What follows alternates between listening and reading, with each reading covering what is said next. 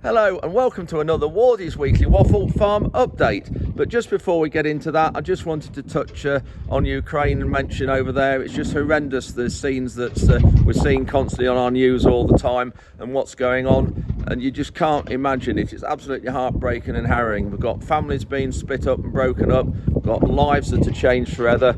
People having to flee and go into other countries with just the belongings that they can carry. It's just absolutely harrowing. We just can't imagine what it's like for them. But just touching on Ukraine, there's lots of people collecting aid for them. I've decided a couple of days ago to open the farm up to help people who have got a shorter room. So you might be a school or a village hall or a pub or post office or something like that that's been collecting aid and you might be full. I've decided to use one of our sheds for Lincolnshire and Nottinghamshire as a central storage area. So if you are short of room and you want to bring some of your stuff over, then that's fine. That's what we're starting to do now. We've got things in place for it to be picked up and taken up to North Lincolnshire. MacArthur Agriculture are sorting it up there, and then the hauliers coming into their depot to take it down across the water. So everything's in place. So please do get in touch if you know of anybody, or if you or yourselves or anybody else has got some aid that they want to, they haven't got enough room to store it or don't know what to do with it, then please just give me a shout and we'll sort it and deal with it. Anyway, on to this week's update. There was a yard full of sugar beet here, you remember last week. That's now empty. There was 32 loads in here, went into Newark factory the last few days, so we start off looking at that. We have actually got 30 odd loads over there still ready to go in. That'll go in this week. So we start off with the update on the sugar beet. We then look at an overturned lorry that the A17 near me was blocked. The lorry was turned over virtually outside the farm gate this week. The road was shut for most of the day. Luckily the driver wasn't hurt at all apart from the odd bruises, so that's good. But there's some really good work by the recovery lorries on bringing the lorry back onto its wheels from on its side, so we'll look at that. Also there was a farm safety event at the Newark Showground that Rhonda organised, and the East Midlands NFU team. There was over 400 came to that. Really well attended event, and obviously such an important thing with farm safety. It's just huge at the minute, so we look at that. And also while I was there, I had a health check myself from LRSN. They've got what they call a health hut now, where they've got Nurse Heather in there that will check you for your blood and cholesterol and everything else to make sure that you're okay. And so I was in there, and LRSN is a Lincolnshire Rural Support Network. They do great work across the county, across the East Midlands for stress or mental illness or any advice you require. So please get in touch with them if you need to. And also after that and then after that, we look at the Tascc pre-audit that I had. I had somebody come over, Stuart Fordham, to look at our storage audit. We have to be part of a storage scheme because we store oilseed rape for ADM. We do a pre-audit if you like. They call it an internal audit to make sure everything's right. Quite a lot of detail in there. We look at that, and we also touch on Red Tractor as well. But anyway, just also to highlight, please remind you, 6th of April is our direct drilling day. Please put it in your diary. I'm going to have a full update on that on the drilling day next week. The number of drills we've got, the 10 different manufacturers coming, all the trials we're going to do an assessment, so I'll have a full update on that. But in the meantime, please, 6th of April, put it in your diary now, and we'll give you a full update on that next week. Anyway, without further ado, here we go with this week's update. It's Monday morning. We've got a lot of sugar beet going today, probably 21 loads altogether. This is in the yard where I live. That this farm is tenanted, belongs to Ledham Estate. There's 5 farms in the village, and Ruben's on the Manitou loading the sugar beet into the cleaner loader. We put it into this cleaner loader here because this machine actually cleans the sugar beet, takes the soil out of the tops and any debris.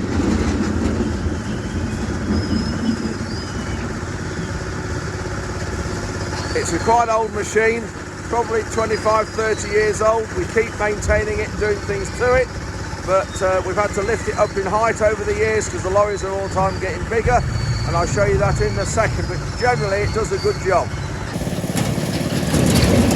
There, look at that.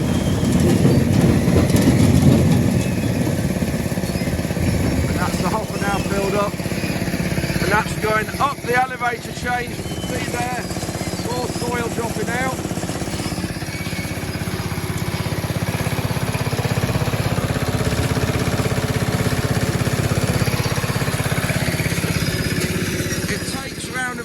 20 minutes to load this lorry. There's 29 tons on the lorry. Yes, if you've got a newer cleaner, it'll do it a lot quicker, but there's nothing wrong with this cleaner for the area of sugar beet we grow. We grow around 135, 140 acres of sugar beet and about 4,600 tons.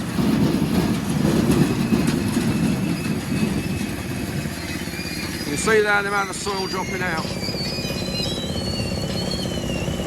And if this goes into the factory, we get penalised for it. We have to take as little soil as possible in the factory.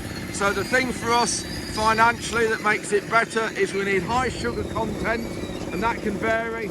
Lots of things with the growing conditions, how we grow it, varieties. So we want high sugar content and low soil tears as it's called, and that gives us a maximum return. And the soil, see there, there's little bits of sugar beet mixed in with it like this, but that really is insignificant. That really is insignificant to the amount of soil that it's taken out. So we lose a little bit of sugar beet, but financially it's not worth looking at because of the good that this machine is doing. We then put the soil in this trailer.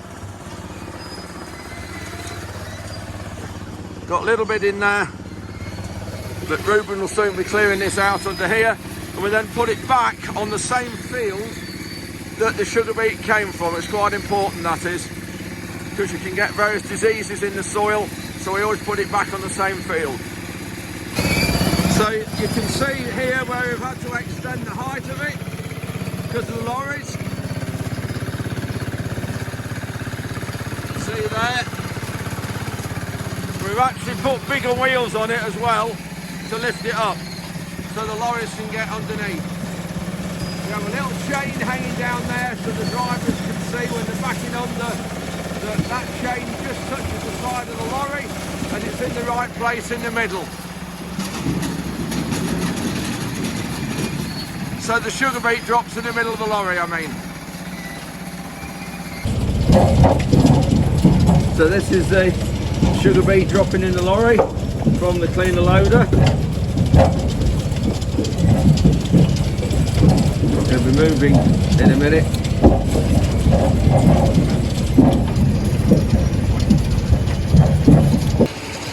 You can see there is a little bit of soil in the heap. When the sugar beet is vertical in the heap like that,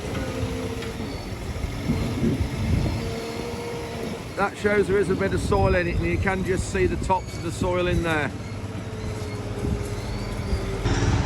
We've got one slight issue with some of this sugar beet. We've got a something called violet root rot, which is a disease that grows or stays in the soil, and it's where you grow sugar beet in too tight a rotation. And this is it. It's like a bit of a moulding of the sugar beet, and we're normally growing sugar beet 1 in 4 years, and that's about as close as you need to go, or you should go. But on our soils we've got quite a few fields that we don't grow sugar beet on because the soil type isn't suitable. There's too much clay content in it, and we won't get it out the ground even if we lifted it early in September, October. And you'd have a job getting a seed bed and getting the right soil conditions for planting. So we've got probably a third of the farm that we can't grow sugar beet on because of the soil type. So we're really at the maximum amount.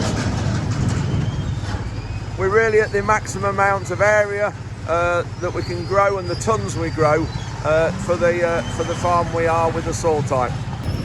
So we'll cut this sugar beet open and you'll see what the problem is on some of it.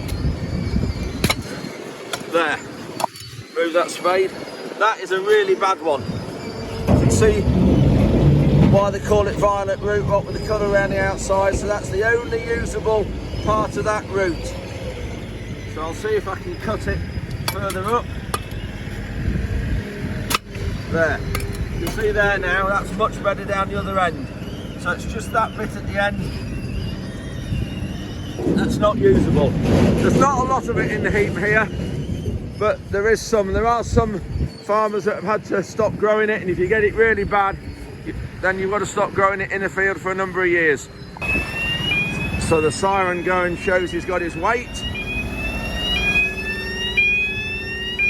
That's his weight in kilograms or tons, 28.72.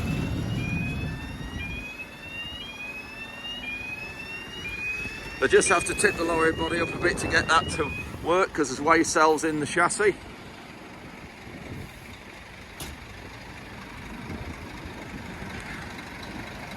This is now off into Newark, which is 12 miles away. And so in that lorry load is approximately 3,500 bags of sugar when it's processed. Another lorry now pulling underneath. We've got 4 lorries on. We'll just keep those running all day to get our 2021 loads in. So it's really handy being so near to the factory.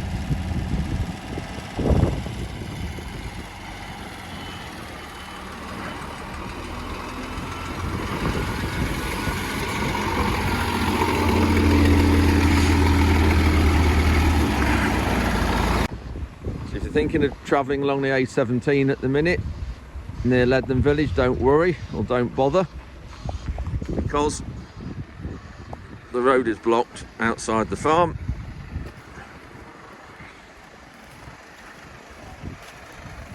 Lorry has jackknifed right across the road.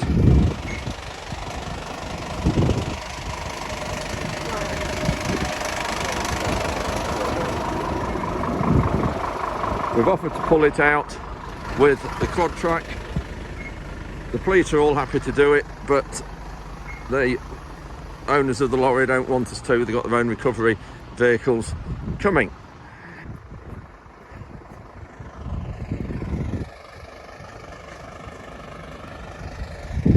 So here's the farm. We're always having issues on this road. Here we are. This is the lorry.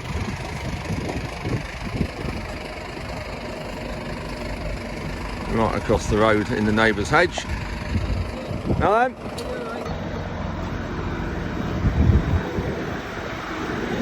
Hello guys.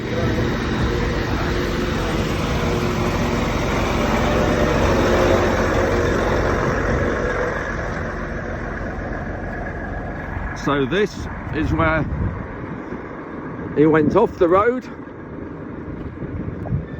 This is our field just on the other side there. So we went off the road here, overcorrected,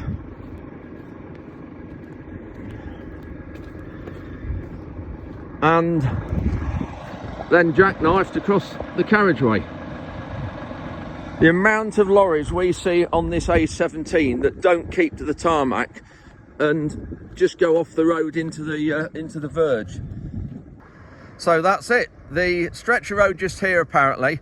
Police told me a few years ago that there's a stretch from Beckingham, which is about 4 miles behind me, to Cranwell, RAF Cranwell, which is just about 3 miles that way. This stretch of the A17 is the busiest single carriageway A road in the UK, with more deaths on it as well. And it takes all the traffic from the Midlands to Kings Lynn and the coast. And this is why it's so dangerous. But when you look at the bends here behind me, these minor, very slow bends, but people don't slow down, they overtake on these bends, and this is why it's a bad road. These recovery trucks are just putting slings across the trailer and going to pull it over from the top over onto its wheels this way.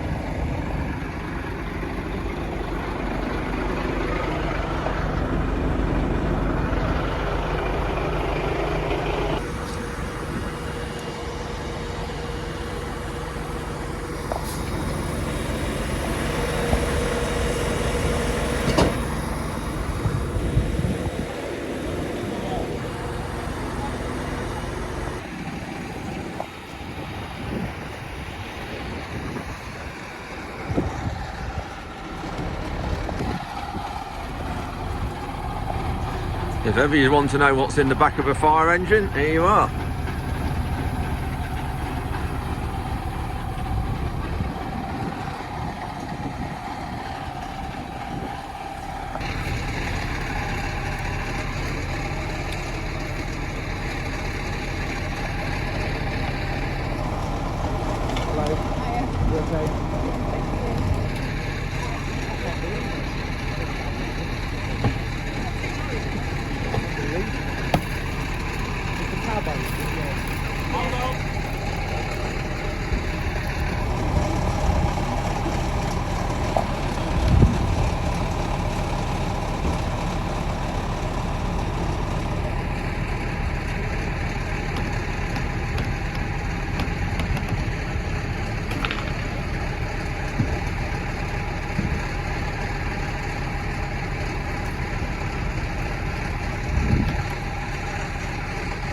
These guys have done this job before.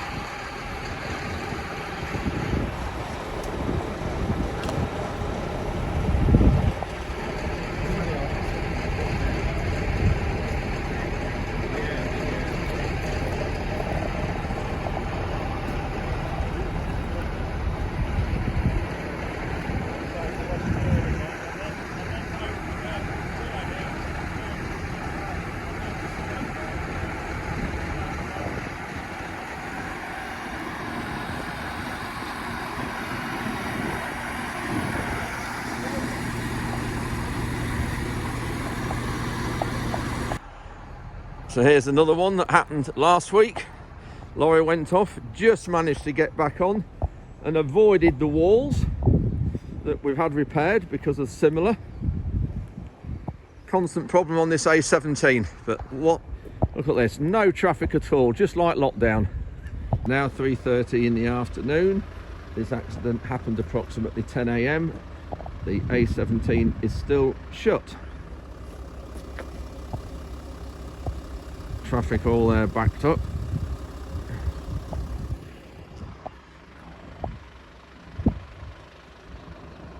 So not a very nice day here at the Newark Showground. It's the morning of the NFU farm safety event, which of course is vitally important. So we're just heading in to the building and we'll see what there is here. So we've got some cattle handling facilities as well. Sprayer, Bridgestone tyres. Local John Deere dealership Farrells are here. So it's sponsored by Wilkin Chapman. Thank you guys for that. So we'll go in. First thing you need to do, you came across this scene. Switch off. Turn the tractor off, absolutely. So what we're thinking, so pull over here, how much blood is a lot of blood? Mine, any amount. Any amount.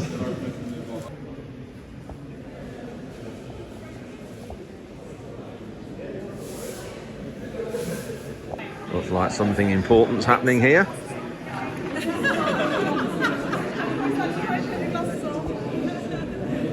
So I'm in front of the LRSN trailer and we're going to have a health check.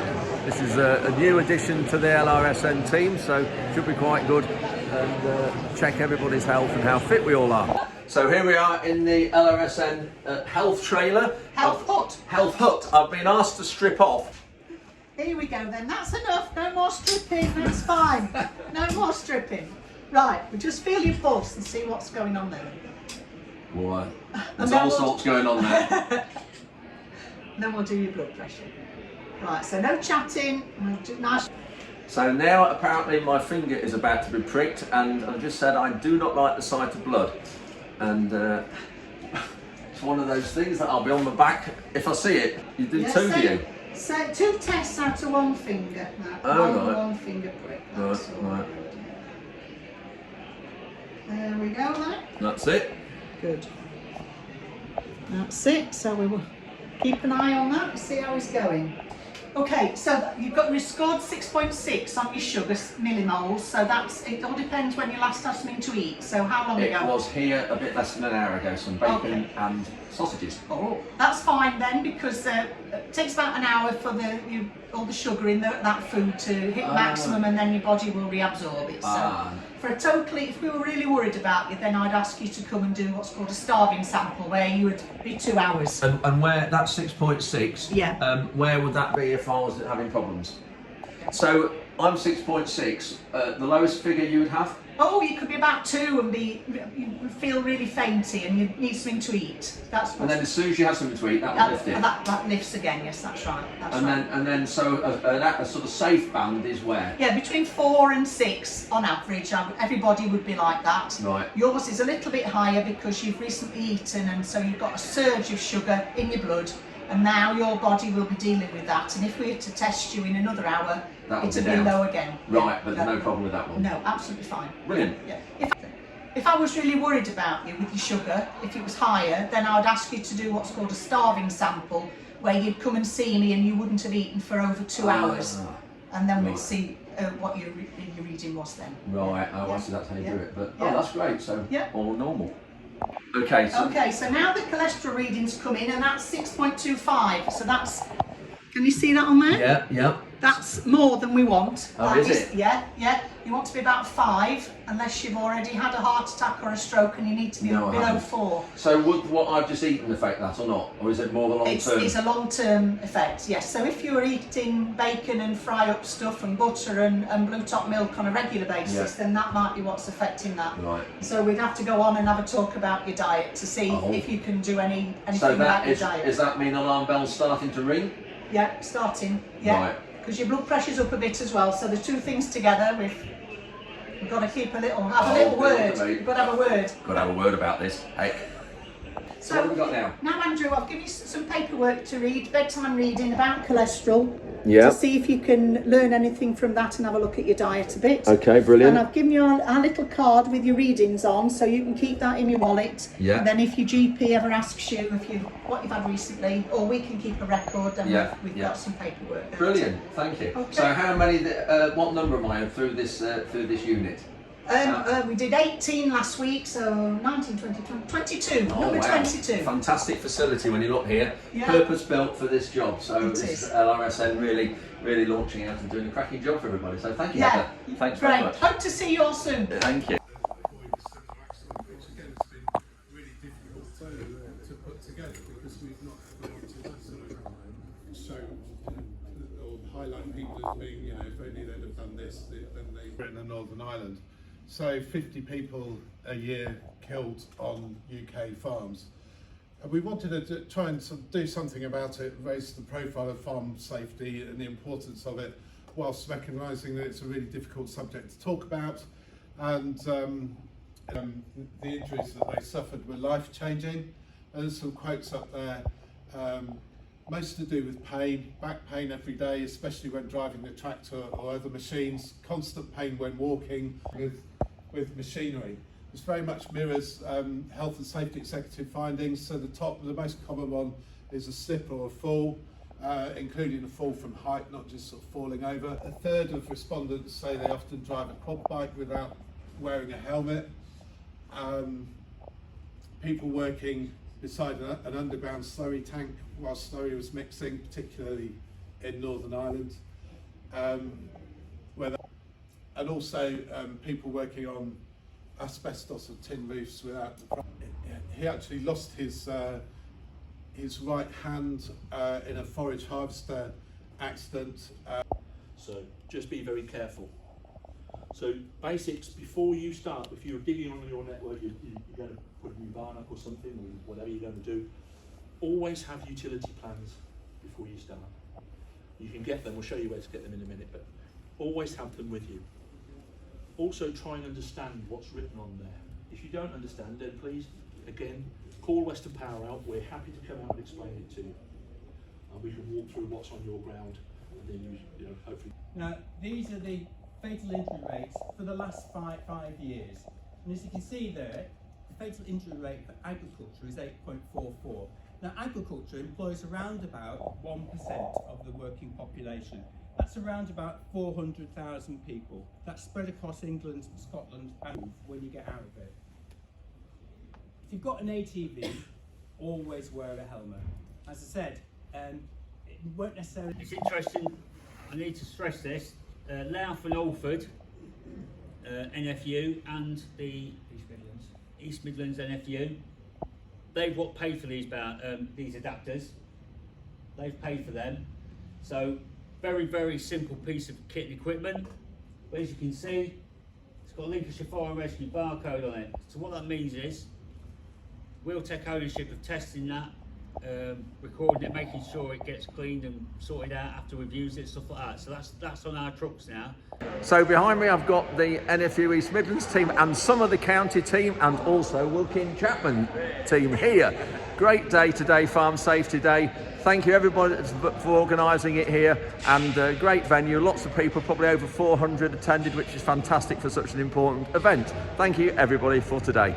So today got the Tascc Audit, and this is for our storage. We store oilseed rape for ADM. Here are the files. We'll have a look at those in a minute, and we have to do this audit every year to make sure that we comply with storage regulations, which is different to red tractor ones. Here we have our friendly Tascc inspector, Stuart Fordham. Stuart's just arrived. How long are you going to be here, Stuart? 3 or 4 hours? Yeah. Yeah. So these are the files. These are all the various things that we have to do. This is the daily folder. We have to do these every day on intake. We've got our pest control folder, and this is a map and diagram of all our baiting points around the yard, and that's the inspection reports when the and that tells us what the pest control guy has put, where he's put the poison and how much is used. So that's that. Then what's that one, Stuart? We've got That's your monitor sheets, intake records, yeah, contracts there, storekeep handbooks. So all these we have to look at and fill out. What's that one? This is your generic quality manual. So we've got our other agreements, task audits, hazard plans. Yeah, pest control, here we go. Various bits there. All these have to be obviously checked and calibrated, and we have to have certificates for that. And then the last one is our delivery folder, and this is where we have got all our weigh tickets, loads coming in and out, and then these are the haulage delivery tickets. So on our oilseed rape stores, that's what we've got in this particular shed this year. We obviously have passports as well, because the drivers are bringing stuff into our store. So this is the passport from the farmer who has sold the rape to ADM. So that's it. So we'll crack on, Stuart. While Stuart's here, we've just gone through a few of the new red tractor regulations, which quite honestly, some of these are just ridiculous, and we'll look at these now. This is one, we all have to have a grain store strategy.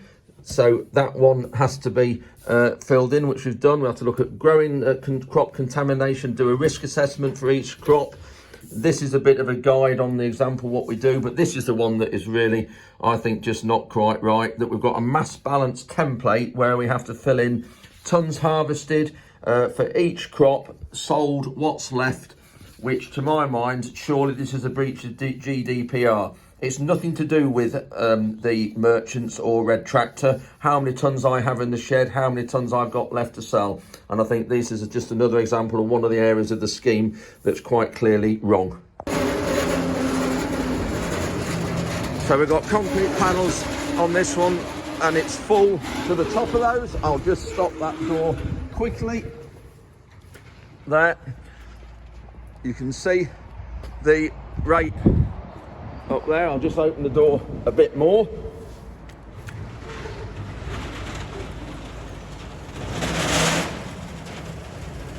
You can see the oilseed rape there over the top of those panels. Got the pedestal there that cools it and sucks the warm air out. And of course, the important thing here is we've got one of the signs. We've got no authorised access, no animals, no naked flames, eating or drinking, and no smoking. And of course, the vape one comes in now, and you've just seen that one is in the weighbridge. So there we are. All okay there, Stuart? Yeah, fine. Not a lot of issues there. You can see it's a newish shed, and no vermin allowed to get in there. So happy? Happy. Great, thank you. Behind me we have our fertiliser tanks that aren't required for checks for the Tascc audit that we've just done, but they are for red tractor. And apparently one of the new regulations is we have to have a what 3 words location of these, and we also have to have a what 3 words location of the doorways to all our grain stores, which I can possibly see why this is useful for fire services and emergency services, but I cannot see why we need a what 3 words location of grain store doorways such as that behind me. So that's the end of our audit. Thank you very much, Stuart, for everything you've done. He is available if anybody wants him to do a Tascc audit and retractor. Retractor, which that word is nearly like a swear word in farming at the minute, all those 2 words, but he is available. Cracking guy, does an awful lot of good and helps me a huge amount.